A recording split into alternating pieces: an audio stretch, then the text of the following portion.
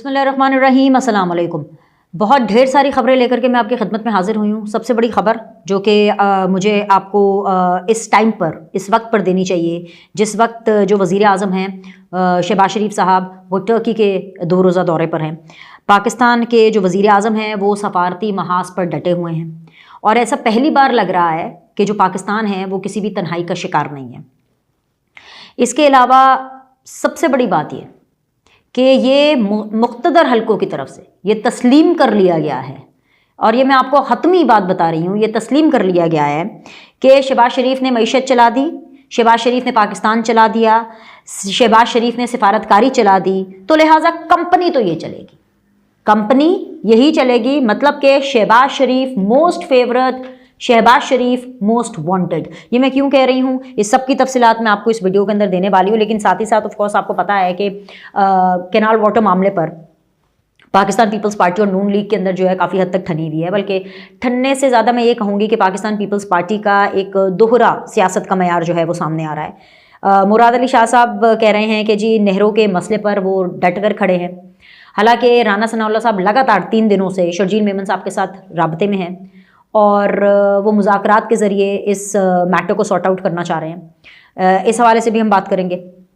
और इस हवाले से बल्कि क्या आगे क्या चल के बात करेंगे, इस बात को मैं यहीं पे ख़त्म कर देती हूँ। क्योंकि अगर किसी को अगर ये लग रहा है ना कि जो कनाल मंसूबा है वो एक लंबे डिले का शिकार हो जाएगा, या जो कनाल मंसूबा है वो उस पर अमल दरामद नहीं होगा, तो ये भी अपने कानों के पर्दे खोल करके ये बात सुन लीजिए कि मेरी मालूमात के मुताबिक, मेरी अब तक की मालूमात के मुताबिक ये जो मंसूबा है कैनाल मंसूबा, ये ना तो लंबे अरसे तक रोल बैक होने वाला है या मौखर होने वाला है लंबे अरसे तक, या इस पर कोई ढीली पॉलिसी कि जी हाँ ठीक है जी, अगर पीपल्स पार्टी नहीं मान रही है या सिंध को या एक सूबे को अगर एतराज़ है तो चले जी हम कैनाल मंसूबा नहीं करते, ऐसा बिल्कुल नहीं होगा। ये मंसूबा हर हालत में पाया तकमील होगा, और उसकी सबसे बड़ी वजह यह है कि ये जो मंसूबा है ये ग्रीन पाकिस्तान प्रोग्राम के वजह से और उसके अंडर आता है। तो जो एक ग्रीन पाकिस्तान मंसूबा है जो कि एक बड़ा ही प्रोग्रेसिव मंसूबा है, और वो पाकिस्तान का मंसूबा है, और वो एक नेशनल लेवल का मंसूबा है जो कि पाकिस्तान को एक इंटरनेशनल लेवल के ऊपर भी जो है पजीराई दिलवा सकता है। तो इस मंसूबे को तो पाया तकमील होना ही होना है। तो इसका वो जो एक एलिमेंट है कैनाल वाटर, उसको इस चक्कर में साबुटाज नहीं किया जाएगा। कि ऐसा तो नहीं हो सकता कि जी एक इस मसले को लेकर के ये जो कि एक नेशनल इशू बनाया गया है पीपल्स पार्टी की तरफ से, और जो कि एक है बन भी गया है, काफ़ी बड़ा इशू बन गया है, इसको अब नेशनल इशू की तरह ही डील किया जाएगा। राना सनाउल्लाह साहब ने वाज़े तौर पर यह कहा है कि वो इस मामले में हर एक से मुज़ाकरात, हर एक से मतलब कि जो सिंध के अंदर जो बाकी पार्टीज़ हैं, चाहे उनका वोट बैंक पार्लियामेंट्री हो या ना हो, लेकिन फॉलोइंग तो हर एक की होती है, तो उन सब को मुज़ाकरात की मेज़ पर बिठाया जाएगा। सिंध हुकूमत ये चाहती है, पीपल्स पार्टी बेसिकली ये चाहती है कि सिंध हुकूमत और वफाक इस बारे के अंदर बात करें, लेकिन ये बात अब सिर्फ सिंध हुकूमत और वफाक की नहीं होगी, ये अब सिंध के तमाम स्टेक होल्डर्स प्लस पाकिस्तान के तमाम स्टेक होल्डर्स के दरमियान होगी। और आप ये देखेंगे कि आने वाले दिनों के अंदर ये जो मामला है ये ज़रूर ना सिर्फ पाया तकमील तक जाएगा, बल्कि ये डस्ट भी सेटल डाउन होगी। लेकिन हर चीज़ की एक कीमत होती है और इसकी एक प्राइस है, वो प्राइस पाकिस्तान पीपल्स पार्टी को ज़रूर चुकानी पड़ेगी। अभी तक के लिए मैं सिर्फ आपको यही बता करके इसके ऊपर इत्तफाक कर देती हूँ। आगे शहबाज शरीफ साहब की बात करने से पहले, और बड़ी खबर आप तक पहुंचाने से पहले, कि कंपनी तो यही चलेगी, शहबाज सरकार जो है वो बिल्कुल सेफ सिक्योर, ये हुकूमत बिल्कुल एक सही तरीके से, परफेक्ट तरीके से जो है अपने दिए गए टास्क को सरअंजाम दे रही है। इसके ऊपर बात करने से पहले मैं सबसे पहले पाकिस्तान तहरीक इंसाफ के बारे में यहाँ पे थोड़ी सी बात करना चाहूँगी, क्योंकि वो जो अलीमा खान साहिबा का जो एक उनकी एक परेड चलने के लिए कि जी पैदल जाना है मैंने मिलने के लिए, और जी मुझे मिलने नहीं दिया जा रहा, और फलाना टमकाना। मैं पहले भी इस तरह की बातों के हवाले से सिर्फ अलीमा खान से ही नहीं, बल्कि उन तमाम लोगों की जिनकी ये कहा जाता है पाकिस्तान तहरीक इंसाफ की तरफ से कि जी हमारी मुलाकातें नहीं होने दी जा रही हैं। सलमान अकरम राजी साहब भी कहते हैं कि जी जो मैं लिस्ट बना के देता हूँ उनकी मुलाकातें नहीं होती, किसी और पीटीआई वालों की मुलाकातें हो जाती हैं।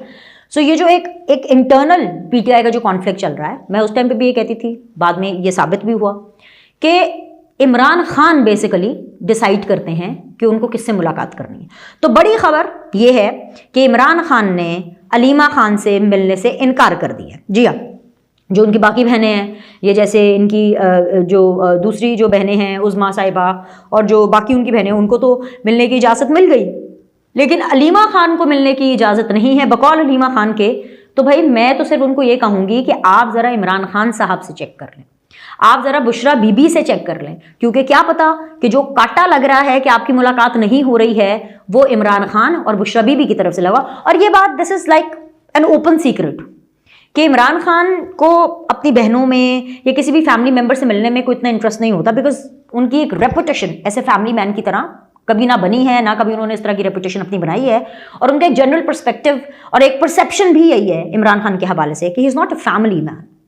وہ سیاست کھاتے ہیں، سیاست پیتے ہیں، اپنی امیجنگ اور پروفائلنگ کے بارے میں ہی سوچتے ہیں، اسی طریقے سے جو ہے وہ اپنی سوشل میڈیا کی ٹیم کو اور اسی طریقے سے اپنی پروپیگیشن کو اور اسی طریقے سے اپنی سیاست کے نیریٹو کو جو ہے وہ سر انجام دیتے ہیں. تو لہٰذا عمران خان علیمہ خان سے ملاقات نہیں کرنا چاہتے. تو علیمہ خان صاحبہ کے لیے تو صرف یہی میسج ہے کہ کچھ اپنی اداؤں پر بھی غور کیجیے، ہم کہیں گے تو پھر شکایت ہوگی. رائٹ. آ جائیے. جب ملکی تاریخ سیاسی اور عسکری قیادت کے بیچ تناؤ اور تنازعات سے بھری پڑی ہے.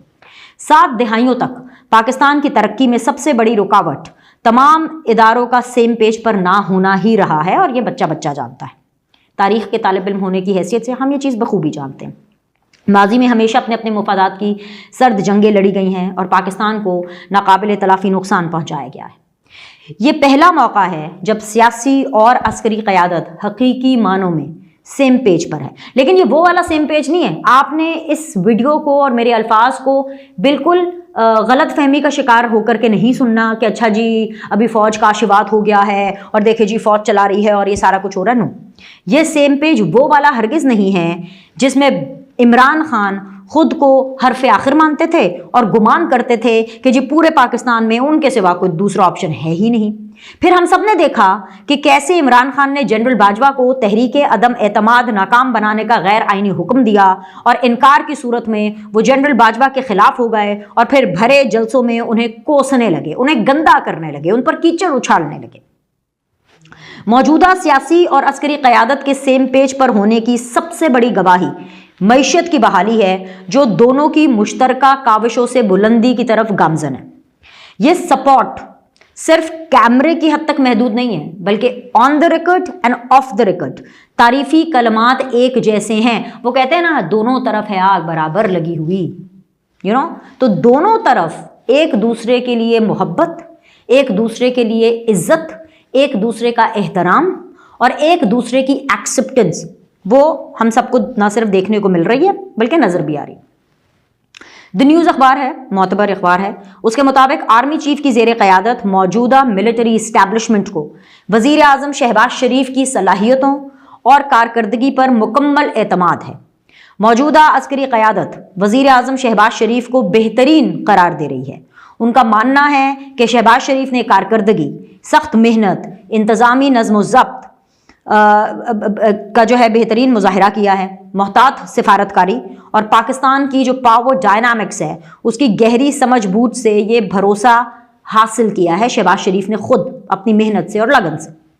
موجودہ منقسم سیاسی ماحول اور معاشی چیلنجز کے دور میں وزیر اعظم شہباز شریف کو چیف ایگزیکٹو کے عہدے کے لیے بہترین انتخاب سمجھا جا رہا ہے. عسکری قیادت کا وزیر اعظم شہباز شریف پر بھروسہ یک طرفہ بالکل نہیں ہے.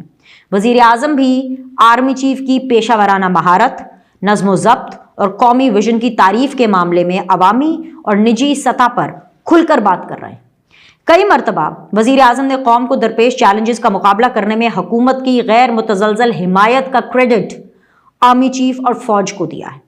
وزیر اعظم کئی مرتبہ کھل کر آرمی چیف کی تعریف کر چکے ہیں اور ایک باخبر ذریعے کے مطابق army chief general Asim Munir بھی فوجی حلقوں میں شہباز شریف کی بحیثیت وزیر اعظم کارکردگی کی تعریف کرتے نظر آتے ہیں.